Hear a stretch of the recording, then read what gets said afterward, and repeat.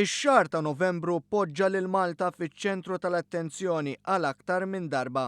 Il-laqgħat tal-kapijiet tal-gvern tal-pajjiżi fih dan il-Commonwealth u l-Valletta Summit għenu mhux ftit l-industrija tal-lukandi.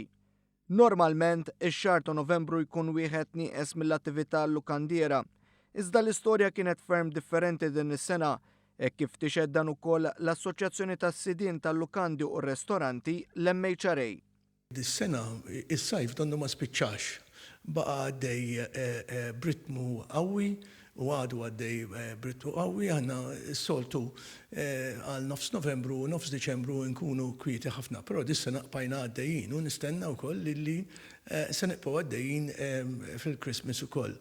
Il-President tal-MHRA tkellem ukoll dwar il-politika tal-Gvern li pajjiżna ma jibqax jiġi reklamat biss l-elementi naturali tiegħu u l-istorja, iżda anki fit-teċniċi ġodda ta' turiżmu.